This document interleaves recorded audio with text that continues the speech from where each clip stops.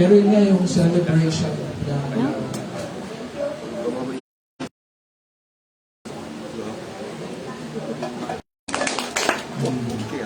kasi effort yan, no? Effort yan para kinakulis at din na paglaban natin yung oras. Hindi madali na magkasundo tayo ng oras, no? At to be here. So, ganun eh. Dati ganun. The same people will lead the singing. Hindi lang yun. May Wednesday pa yun. Diba? May Wednesday prayer meeting. Tapos may Friday pa. Hindi, Friday yata yung prayer meeting. Tapos, Miyerkules, midweek service.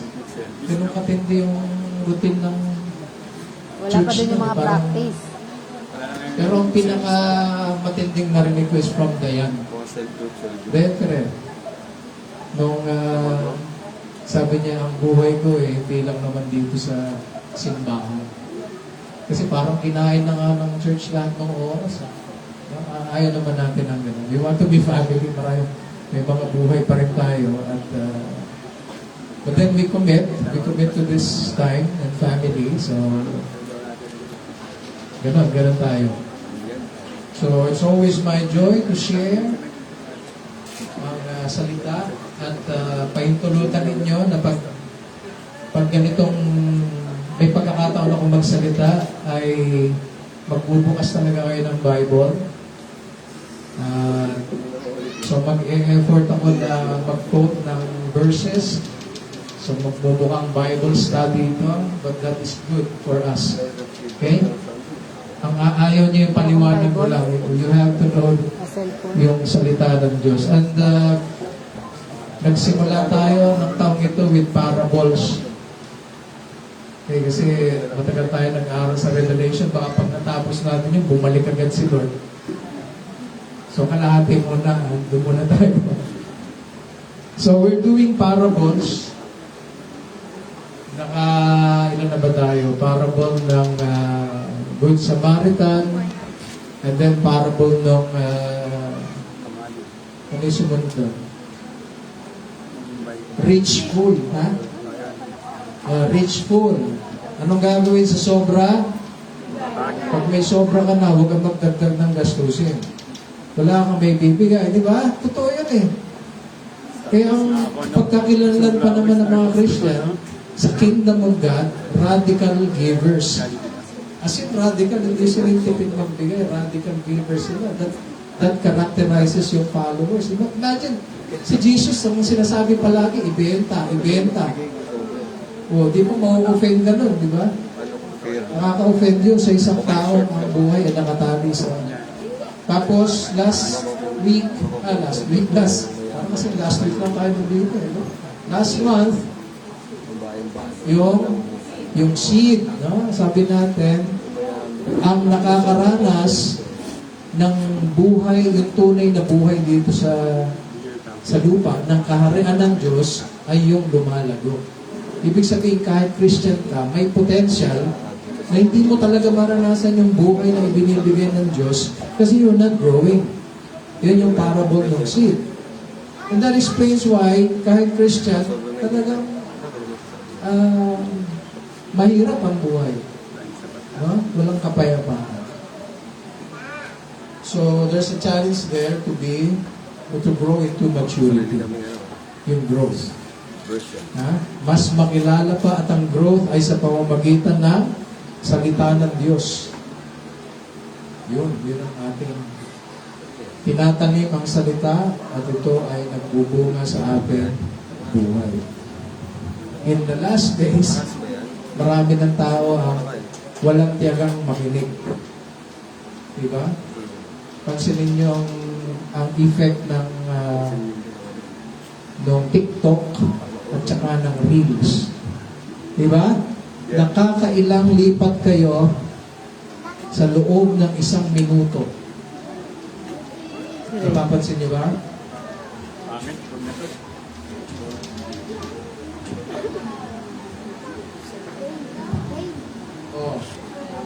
Yung ganong habit, Sa susunod, wala na kayong ganang makinig ng mga sermon. Kasi ang tagal, bagal magsalita ni Pastor. Basta sabihin mo na lang yun. Di ba? Wala nang patience. Next. Tapos ako uli lalabas. Gano'n. Scroll pataas, ako pa rin lalabas. Okay. Anyway, so patience. Yung patience ng pakikinig. Pag-pray muna tayo. Aming Diyos, pinupuri ka namin, hindi lang sa pamamagitan ng awit, kundi kinikilala namin na ang pamantayan ng aming buhay ay walang iba kundi inyong salita. Ano bang sumusobra, Panginoon, at ano bang pagkukulang sa buhay namin, itama na kami. Panginoon, pagalingin niyo ang buhay namin, pagalingin niyo ang aming isipan, pagalingin niyo ang aming puso, pagalingin niyo ang aming mga katawan, Panginoon, sa pamamagitan ng inyong salita.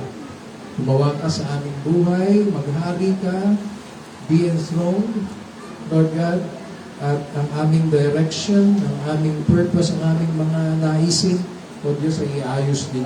Panginoon, encourage, Lord, yung mga problema, Panginoon, at pagalingin yung mga may sakit sa pangalan ni Jesus, Lord, mga kapatid namin na may sakit ngayon. Maghimala kayo sa buhay nila. Yung mga may pangailangan sa pananalapi, Lord, bigyan niyo sila ng wisdom, Panginoon, at maraming favor, maraming tulong pang sila yung makahamon. Salamat po. Salamat sa oras na ito. Ang salita ninyo, Panginoon, ay tanim sa aming puso at nawa ito ay magbunga. Sa pangalan ni Jesus, lahat tayo magsabi na Amen. Kung ihahambing mo ang iyong sarili sa isang bagay, hayop, lugar, o kahit pangyayari, hindi ito Pinoyhenyo, ha? In relation to God, ano ito? Ulitin ko yung tanong. Kung ihahambing mo ang iyong sarili sa isang bagay, sa isang hayop, sa isang lugar, o kahit pangyayari, in relation to God, okay? Ano ito? Ang classic example, let me give you an example. Sabi ni David, ako ay isang tupa at ang Panginoon ang aking pastor. So, inambing niya yung kanyang sarili sa isang tupa, ang Panginoon ang kanyang pastor. So, kung iambing mo ang iyong sarili, isang bagay, hayop, lugar, o isang pangyayari, ano ito? In relation to God. Pag sinabi mo, ako ay parang isa o tulad sa isa at ang Panginoon ay. Okay? Nagets nyo ba? Bawal na yung tupa at saka pastor. Nabigay na yun. Gusto nyo, anak ng tupa. Pwede yun. Pero anong Panginoon? Anak ng pastor. Hindi naman bagay yun. Sige, isip kayo. Isip kayo, tapos grab a partner. Ganun, sasabihin nyo lang, ako ay isang at ang Panginoon ay isip kayo. Ako ay isang Sige. Ako ay isang model.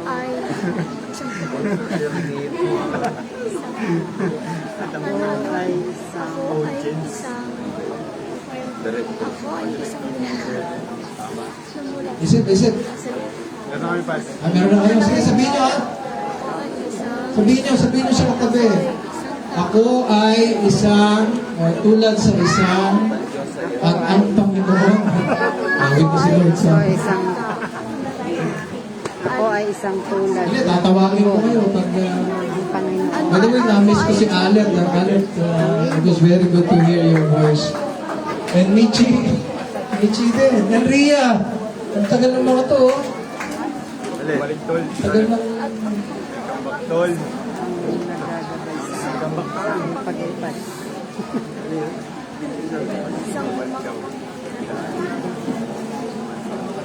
Meron na. Tangking pinong puti ng gilid.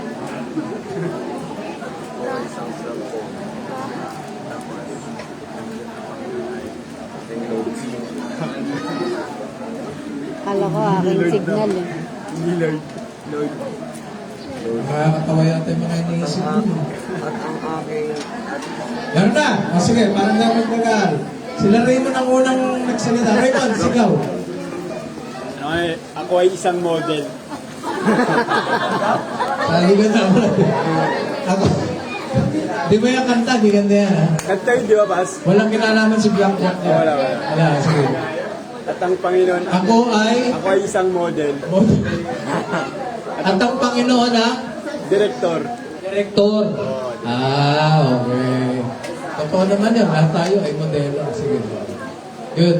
Well, kay Kulis. Model din. Model din, pangalawang model. Ang Diyos ang ermita. Ako ay isang cellphone. Sino ba? Sino may gusto siya? I-recommend na ninyo. I-recommend. Nanay. Ako po ay isang ibon. Ibon. Hindi po nag-ahabi ang ibon. Umaasa po. At ang Panginoon ang Nag-asa. nagpapakain. Sige. O, yung iba. Isang bunga. Ay, kayo. Ano yung iba? Ay, Jasmine. Tapos ang Panginoon ay dagat. Plant. Pero ng tubig. Kasi yung plant, bago siya mag-undergo ng exercise, kailangan ng sunlight. So, para mas kailangan po ng sunlight na magagamit siya para mabuhay. Yun. So, light, sunlight is life. Halaman.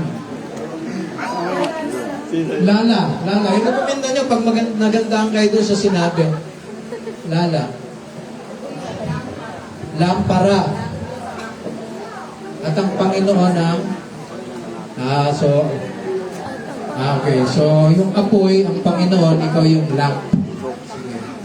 Meron daw, Pas. Luz. Ako yung pasahero, si Lord yung ano. Ako yung pasahero, si Lord yung driver. Okay.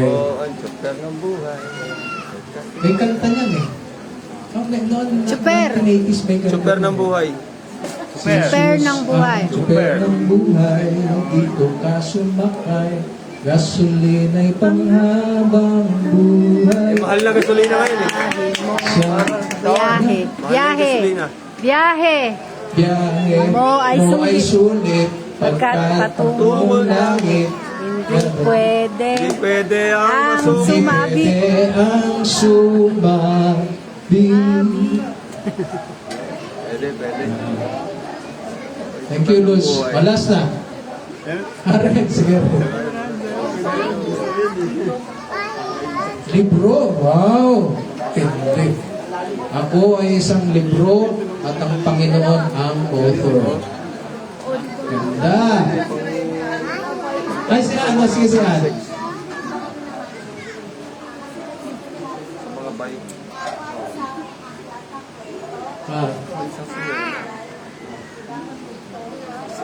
Ayun. So, mas specific naman ito, no? Ano? Ano nga yun? Ang Diyos ang nagbibigay ng chapter. Ano sa kamay? Libro. Sige. Thank you. Ayun, ako'y isang pasyente at ang Panginoon ang doktor. Ano? Wala po ipiyak dito sa...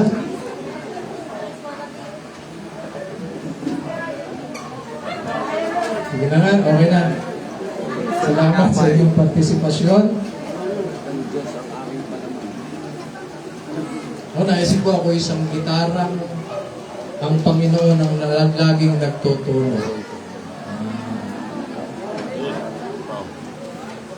By the way, ang tita na rin ko ang nagturo sa akin mag-gitara. Siya pala ang Panginoon. Simula, no? Marami naman nag-contribute. No? Pero Ako yung musician. yung forma ng C, yan, A minor, D minor, at G, galing sa kanya yan. Ay, pa yun. Pero pinasurin niya ako sa plancha. Kaya kumapal yung ano ganyan. Then pinapatawad na kita. Sabi ko kasi, mamamlansya siya eh. Ay, hindi mainit. Tapos pagkatapos siya mamalansya, sabi niya, may liga. Tingnan mo to. Napaso ako, init na pala eh. Di ko rin makalimutan. Dalawa yan eh.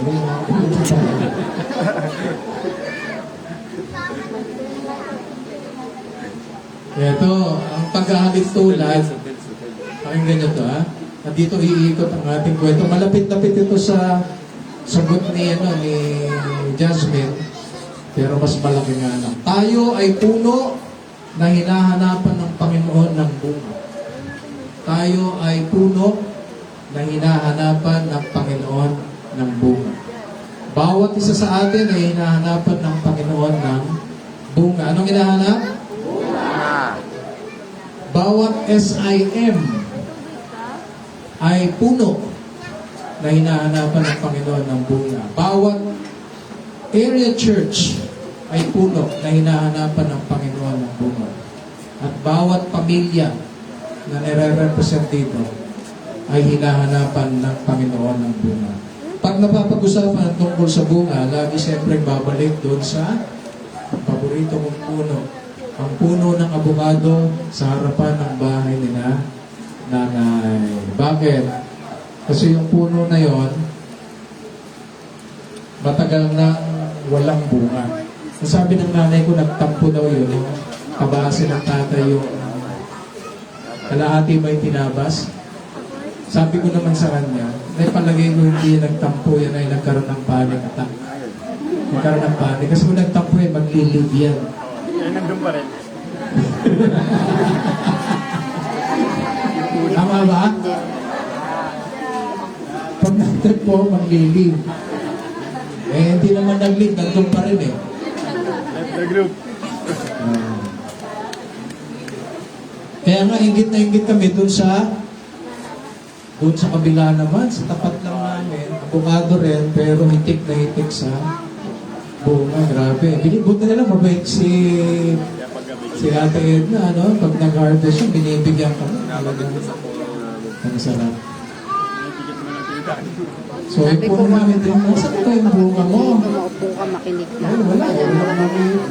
Kung kailan naman Bakit walang bunga? Yun ang puzzle namin. Anyway, may ibang gamit naman yung puno. O, diba? Kahit naman ganun-ganun yun, walang bunga, malilim naman dun. Kaya lang, binabayar ng ibon, yung ibon na tayo dun sa sasakyan. Kaya magpapakarwas ka din. But anyway, may isigidad na putulin na yun pero hindi niya ginawa. So tayo ay puno na hinahanapan ng Panginoon ng bunga. Hindi ng lilim, hindi ng ibon, hindi ng berdeng dama. Ano hinahanap? Bunga. O ngayon, kung bunga ang hanap ng trono ng langit sa ating mga tagalupa, anong bunga ba ito? Wala nyo eh. Ano yung bunga? Kabutihan daw. Ha?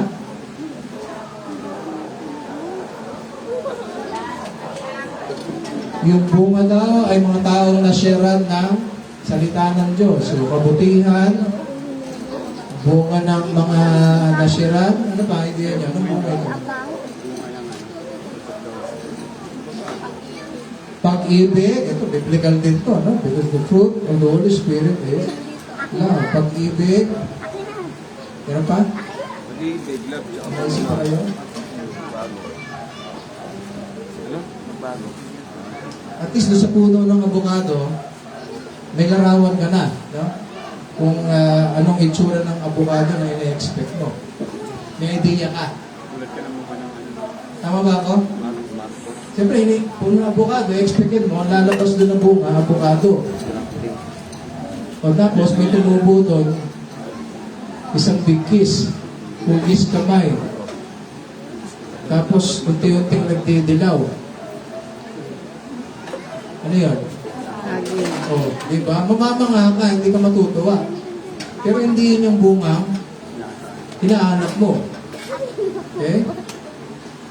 Nagkabunga nga, kaya lang hindi yun yung hinahanap.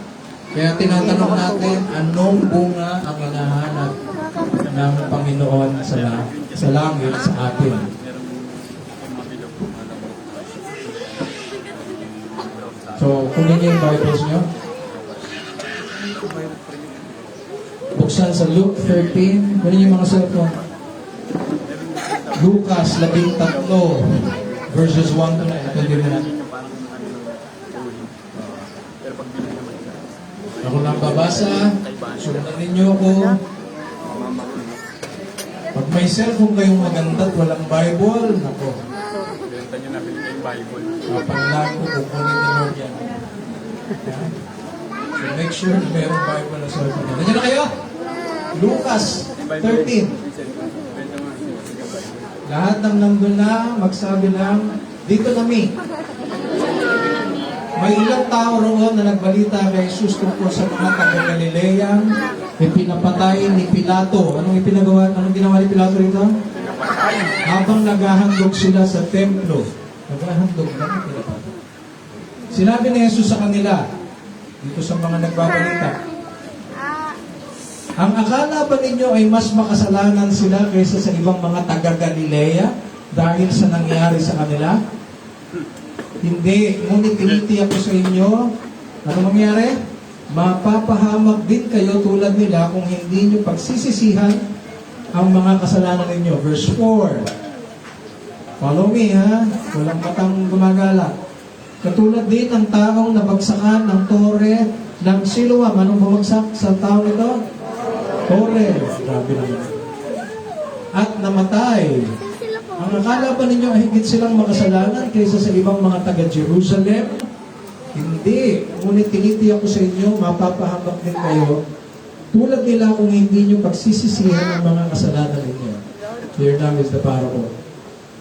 Pagkatapos, ikinuwento ni Jesus ang talinghagang ito. May isang taong may tanim na puno ng igos. Anong tanim niya? Igos. Sa ubasan niya. Pinuntahan niya ito upang tingnan kung may bunga. Pero wala siyang nakita. 7. Kaya sinabi niya sa tagapag-alaga ng kanyang ubasan, 3 taon na akong babalik-balik dito para tingnan kung may bunga na ang igos na ito. Pero wala pa akong nakikita kahit isa. Ilang taon na raw? 3 taon, wala pang bunga. Putulin mo na lang ang punong yan. Nasasayang na ang lupang pinatatayuan yan. 8. Sumagot ang tagapag-alaga. Hayaan niyo na lang po muna ang puno sa taon na ito. Huhukayan ko po ang palibot nito at lalagyan ng pataba. Baka sakaling magbunga sa darating na taon. Ngunit kung hindi pa rin, putulin na natin. O anong bunga yun? Anong bunga hinahanap? Puno ng, bunga ng igos. Okay, nakakita na ba kayo ng igos?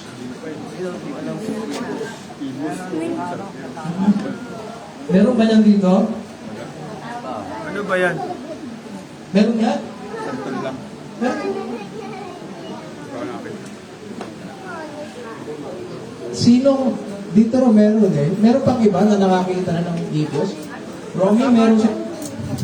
Sa Samar. Ano yun? Ano yun? Kuya Romy? Ay, tsura nun. Kasi tinitingnan mo yung picture sa ano. Susubukan kong i-describe sang ayunan nyo o hindi sang ayunan ha. So ano itsura ng fig tree?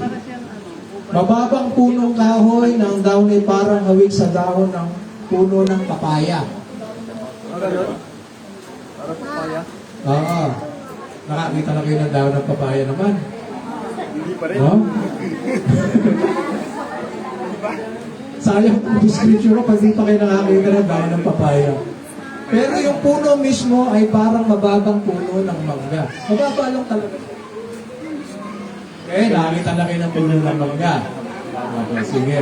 At ang bunga ay hawig sa maliit na bunga ng abogado. Okay, maberding, ma-dark purple. So, imagine niyo yung bunga nung Mangustin. bilog yun eh. Pero yung avocado kasi medyo Peras, yung parang peras. parang di ba yung yes? Ay, parang peras. Pero yung loob nito ay mapulang parang suha. Ay, iba. Iba yung igos sa atin. Yun naman yung loob. No? Suha man mapula-pula. Oo, ganyan. Mamaya tingnan nyo kung ano yung tsura sa internet kung tama ba yung Ang meron sa atin, description. ano, ibos. Ibos. Iba naman yun. Iba naman yun. Yan lang meron eh. Ano magagawa? Now, yun yung hinahanap. At Pero bago yan, meron akong ilang gustong banggitin bago natin alakayan mismo yung talinghaga. Nandiyan pa kayo? Yes. Sinong sinabihan ni Jesus ng parable? Okay? Pag nagbabasa kayo ng Bible, you always check kung sino sinabi, kung kanino sinabi. No? Kanino sinabi? Sa mga alagad ba yan? Sa mga pariseyo? Sa mga madlang people? Kanino sinabi? Atras kayo sa 12. Dali. Chapter 12, verse 1. Ano sabi? 12, verse 1. Libo. Ilang tao ang kausap ni Jesus? Libo-libong tao ang kausap ni Jesus dito. Yun ang kausap niya. Tapos, from that group, may nagbalita. Yun yung verse 1 ng chapter 13. Okay? Consider the people. Hindi yung mga alagad niya mismo. Nasaan na sila? Anong lugar na sila? Pag nagbabasa ng gospel, lalo na, si Jesus hindi siya na-stuck sa isang lugar. Okay? Yung struktura ng Matthew, Mark, Luke at John, si Jesus magsisimula sa Galilee, Galilea sa taas, bababa siya at mamamatay sa Jerusalem. That's the story. Okay? Naglalakbay siya. Pinanganak siya dito sa, actually sa Nazareth para sa pinanganak. Pero tumakbo sila ng Galilee, doon niya kinuha yung mga disciples niya, dahan-dahan silang bumaba papuntang Jerusalem. Yung Passion Week, namatay siya sa Jerusalem. Kaya maraming lessons on the way. No? Importante ito dahil pag nagbasa kayo ng gospel, habang papalapit si Jesus sa Jerusalem, mas lalo niyang ipinapakilala yung kanyang sarili. Mas ano? Okay. Dito sa simula, parang hindi pa. Pero habang lumalapit siya sa Jerusalem, lalo niyang ipinapahayag sa kanyang mga disipulo. Actually, sinasabi niya, pagdating natin doon, mamatay ako. Di ba? 3 beses yun. Kaya lang, hindi masyado napapansin ng mga disciples. So the closer he gets to Jerusalem, the more intense yung kanyang pagsasabi kung sino siya at yung mga parables na kaugnay dito. Again, so pagpapakilala ni Jesus. Sabihin nga ninyo, pagpapakilala ni Jesus. Okay. So, nandun tayo ngayon sa parable. Ilang taon ang hihintayin daw para yung eagles ay magbunga? Ilang taon yung hinintay na? 3 years na. Anong naiisip nyo to sa 3 years na yun? 3 years na daw eh. Saan nyo may kukonek yan? Hindi. 3. Anong striking sa 3? Sa 3 years? Anong striking sa 3 years? 3 days yun eh. Panahon ng paglilingkod ni Jesus. Di ba? Ayon sa tradition, at the age of 30, nagpakilala na siya at 3 years ang kanyang ministry. At papunta na sila sa Jerusalem. So this is the 3rd year. Okay? So tingnan nyo 3 years na daw pabalik-balik yung may-ari doon sa puno ng Igos. Pero wala siya nakita. So balik sa bunga na hinahanap. Anong bunga ang hinahanap dito? Ang madaling sagot. Sino ang sagot? Sino gusto mag-try? So, si Jesus yung may-ari, ang puno ng Igos ay walang iba kundi ang bayan ng Israel. It's been 3 years na siya ay nagtuturo, nagpapakilala, pero walang bunga. Anong bunga hinahanap?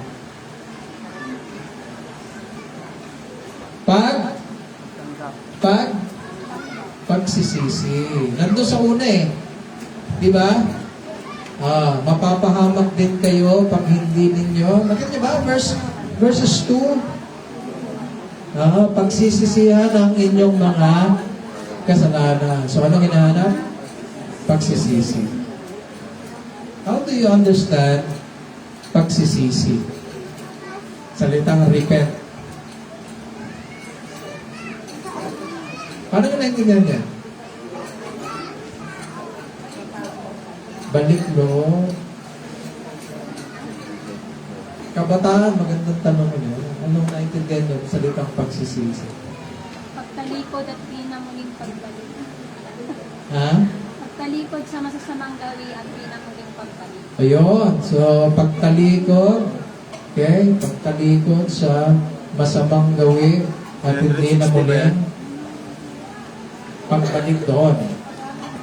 Pag-amin na mali yung pagbabago. Sige. So, ito na. Ito mismo yung hinahanap.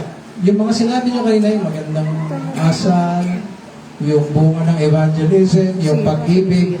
At on this particular parable, hindi yun ang hinahanap. So, pakinggan nyo ito. Ang hinahanap ni Jesus, pagsisisi. Yung pagbabago ng isip. Now, listen to this. Ang magsisisi na inaasahan ni Jesus ay ang bayan.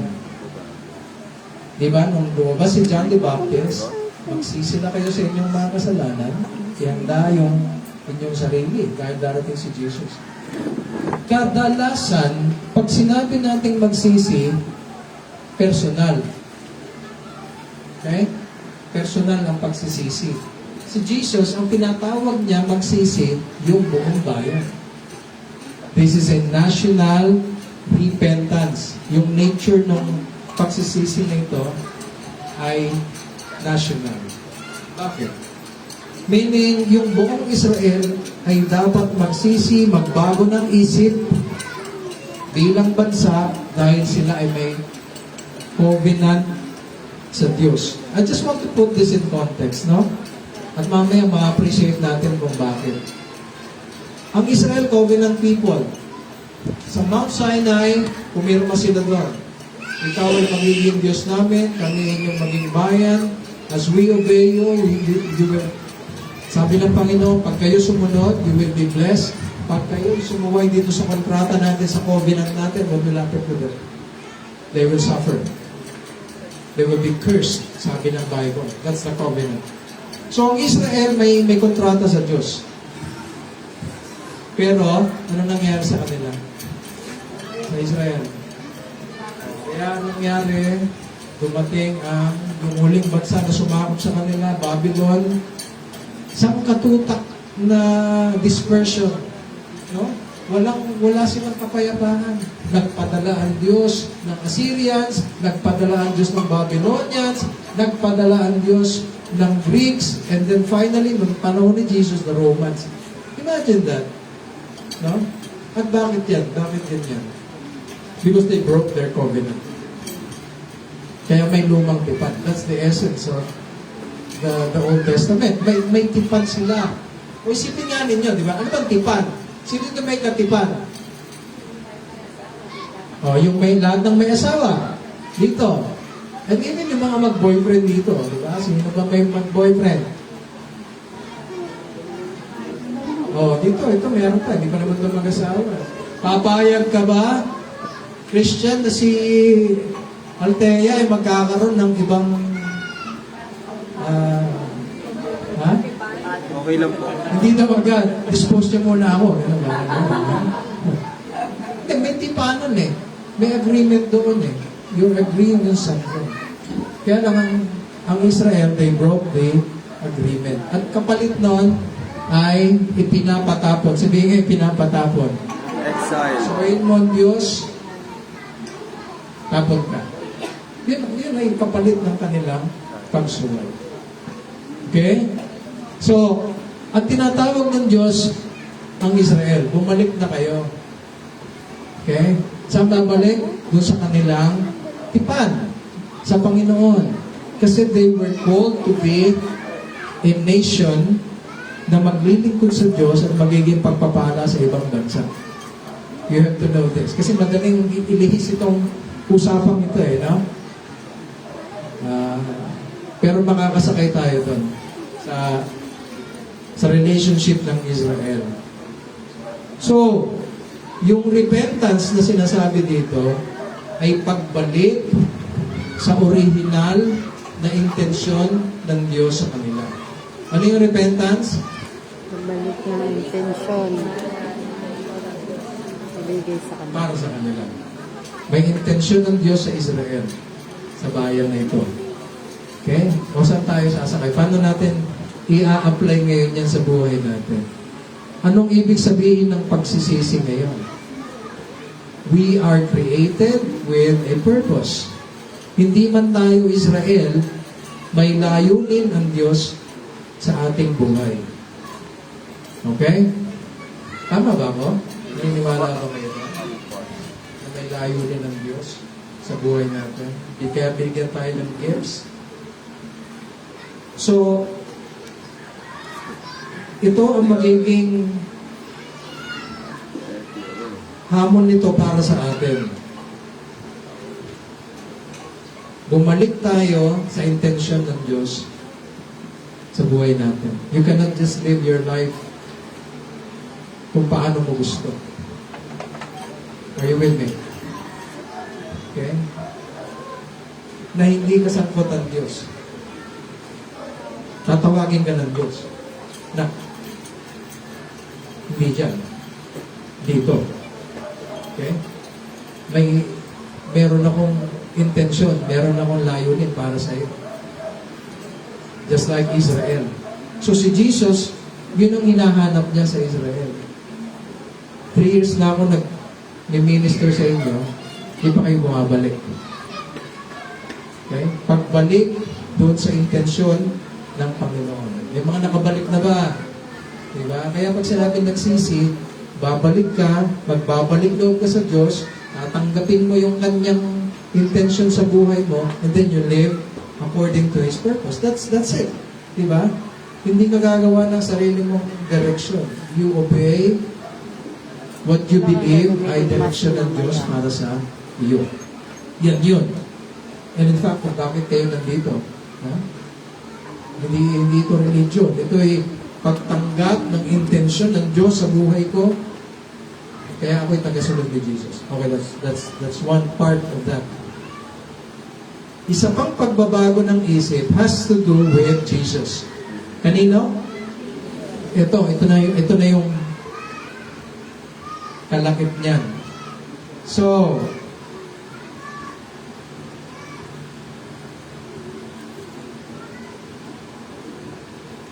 nauna na ako dun sa aking outline. Atras muna ako. Chapter 12, verse 8. Di. 8. At chapter 12, 8. So ito yung isa pang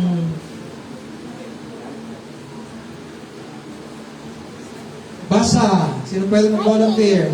Mitch, basa mo. Sinasabi ko lang sa iyo ang sinong kilala sa akin sa harapan ng mga tao ay kikilan din bilang ng anak ng tao sa harapan ng mga tao. Okay. Di ba kayo na gugulat yung sinasabi ni Jesus, ang sino mang kumikilala sa akin na ako ang Panginoon niya sa harap ng mga tao, ako na anak ng tao ay kikilalanin din sa harap ng mga anghel. Ito, usapang ano na to, ha? Tanggi mo ako dito, pagpunta mo doon, oh, sino ka? Doon ka, sa baba, huwag dito. Di ka kilala. Kilala din ni Jesus. Okay? Pero dito, yung pagkilala. Again, sabi ko kanina, habang lumalapit sila sa Jerusalem, si Jesus nagpapakilala. Pinapansin ba nila si Jesus? Kung sino siya? Yun pa, no? Kaya, walang bunga doon. Walang pagbabago. After 3 years, nagpagaling ng may sakit, yung mga bulag nakakita, yung mga lumpo nakalakad. Napansin ba nila si Jesus? Wala. So after 3 years of ministry, walang pag-usad yung kanilang pagkilala kay Jesus. Kaya dito, sabi ni Jesus, doon sa libo-libong nandun, yung kumikilala sa akin, kikilalin ko. Okay? Yung hindi kikilala sa akin, huwag kayong maasa na sa harapan ng mga anghel ay kikilalin ko.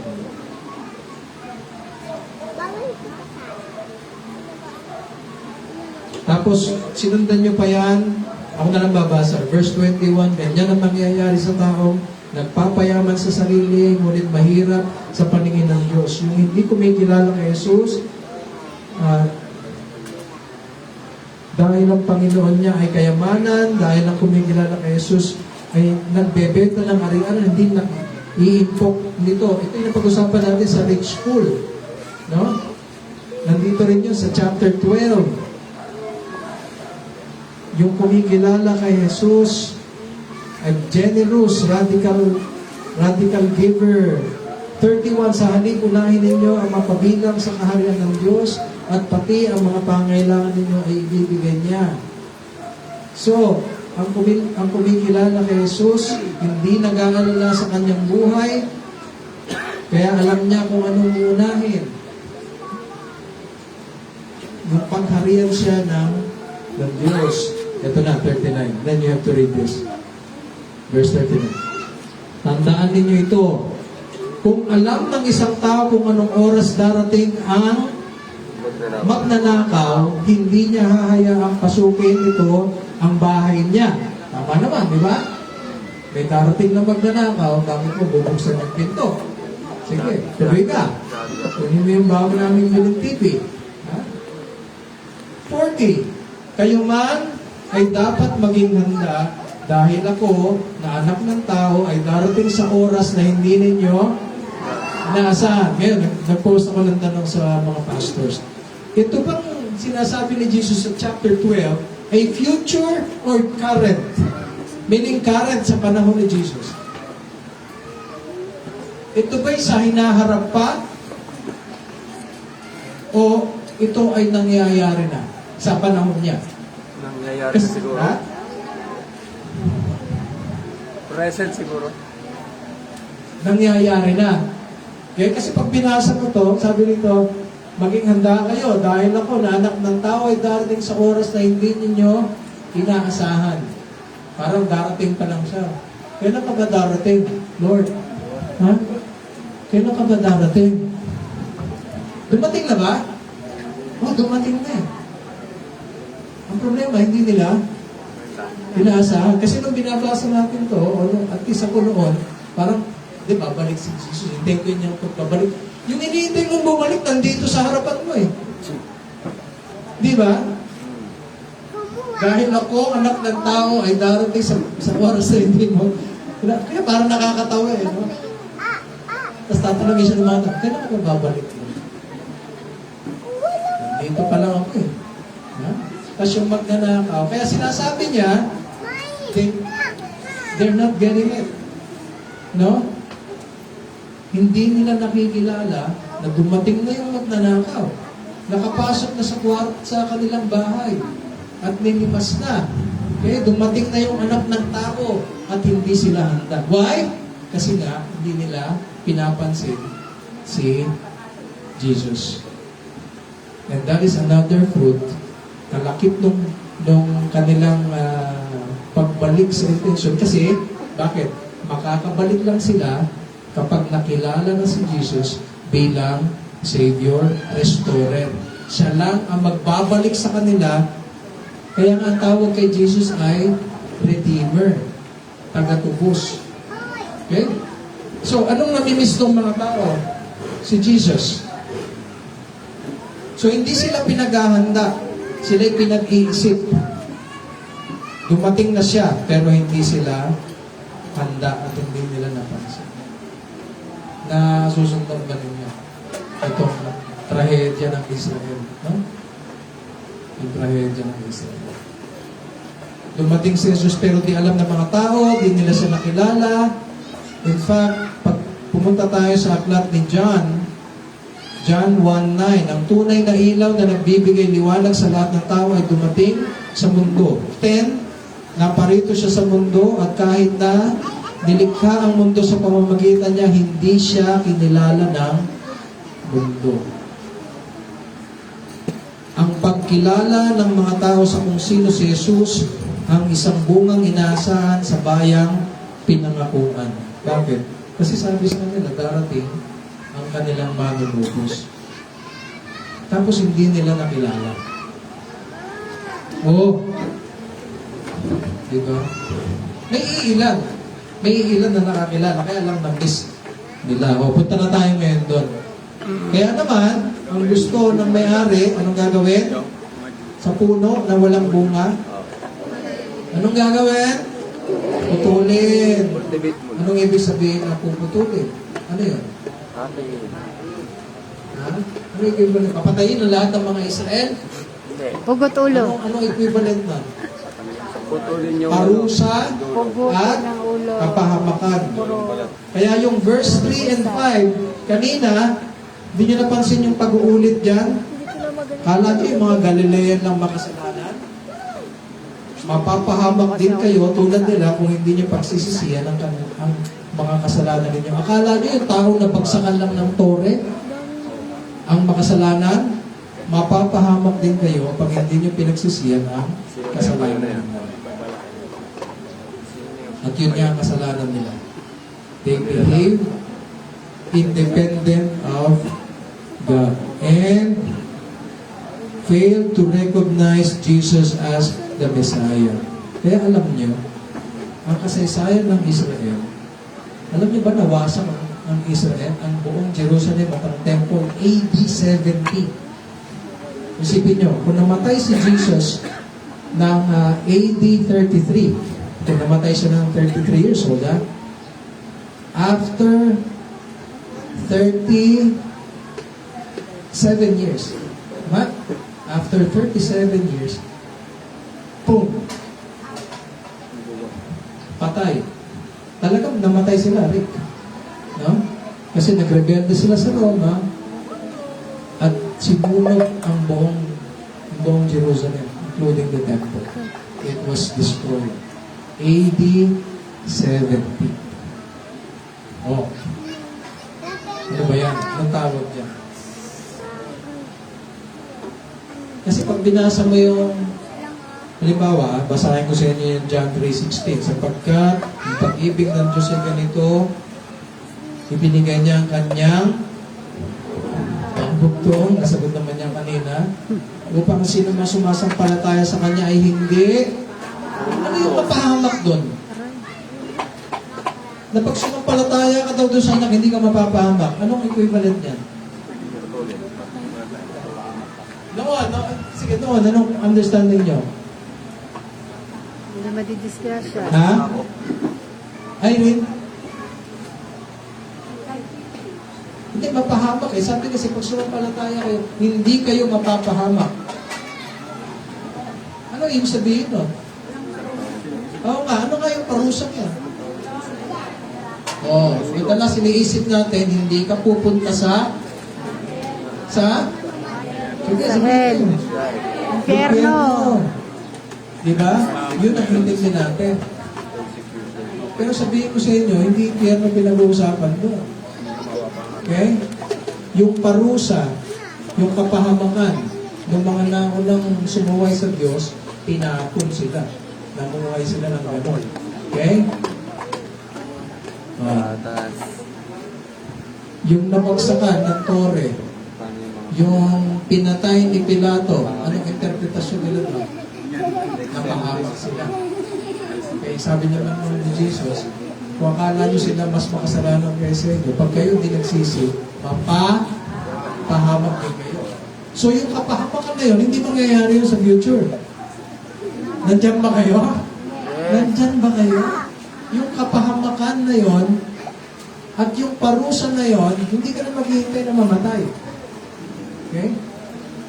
At dito, ito talagang malupit to. May parusa, may kapahamakan sa mga di sumasampalataya, both here and after. Kung inisip mo, pagpunta lang sa impyerno, hindi. Kaya, yung sinasabing ang buhay dito ay impyerno, I think kasama yan sa package. No? Naku, yun yung promise na. Package yun. Reject mo, suwayin mo si Jesus, you fail to recognize Jesus, you fail to go back to God's intention para sa iyo, this is what is waiting for you. Kaya nga yung good news niyan, John 3:16, yung sino man kikilala, sasampalataya kay Jesus. Hindi lang hindi mapapahamak, hindi mawawasak buhay mo. Okay? Nandyan ba kayo mga kapatid? Sige, puso ka na nga doon. Ang tao, ang pamilya, ang area church na nabubuhay para sa sarili at wala man lang pakialam sa karangalan ng Diyos o sa intensyon at plano ng Diyos, that's walang bunga. Walang Walang bunga. And don't do that. You don't do that, ha? Yung walang pakialam sa karangalan ng Diyos, ano bang gusto ng Diyos sa buhay ko, hindi man lang tinatanong. Itawagin, walang bunga. Yung pamilyang hindi nagtatanong anong layunin ng Diyos, walang bunga. Yung area church na hindi nagtatanong ano bang layunin ng Diyos sa area church nito, walang bunga. But we don't want to be like that. We ask the question, Lord, balik mo kami sa purpose mo. Balik mo ako sa purpose mo. Balik mo yung pamilya ko, asawa ko, mga anak ko sa layunin mo. Balik mo yung church namin kung kami ay napapanood. Ang tao, ang pamilya, ang church na nagwawalang halaga kay Jesus dahil sa matamlay na pagtrato sa Kanya ay walang bunga. Kamusta pagtrato natin kay Jesus? Ha? Babalik ulit tayo kay Jesus. Sinabi ko matamlay kasi meron naman kaya na matamlay. Parang may stick. Gusto niyo bang itrato kayo ng matamlay ng Panginoon? Ayaw natin ng gano'n, ano? So, ayaw din natin na itrato si Jesus na may matamlay. Kaya naman, yung parable it ended with hope. Ano sabi nung tagapag-alaga? Lord, Panginoon, Isang taon pa. bigyan pa natin ng ilan? Isang taon. Baka naman pag ito ay na-cultivate, napataba, Yan. magbubunga. Yan. We have time, people. Diyan tayo. May oras tayo. May oras tayo. Doon tayo sa one year. Let's bear fruit. Makita sa atin, we live for God and we follow Hindi tayo may kasama. Jesus. Yung hindi tayo Hinahanap ng Panginoon, pinagtabit. tayo'y mga puno at hinahanapan tayo ng bunga. Tayo tayo.